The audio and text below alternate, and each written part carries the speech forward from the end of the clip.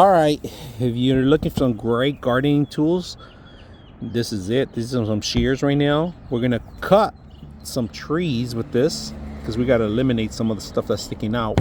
Now this one right here has a safety mechanism. You unlock it, it opens up. All right, has a spring so you could come back after you let it go. So just be careful because this is super sharp.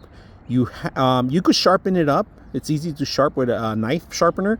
Now my recommendation, keep it away from kids. Lock it in place all the time. You could hang it. It does have a little hanging area here, and the feeling on it, it has some rubber ends so you can actually grab onto it pretty good from the bottom. This is more silicone handle in the bottom, and right here the thumb silicone holder, right? So this is hard plastic. All right, that's pretty much it. So we're gonna go ahead and cut some tree stuff, especially some of that sticking out there. All right, this is a little thick right here. Now the shears out of the box are really sharp. Just be careful with it. Recommendation, use some gloves and maybe some glasses, and it makes the job even easier. I was able to cut this down and trim it down in a matter of minutes. So overall, it's a great tool for gardening and for everything else too. So I hope you guys enjoy the video.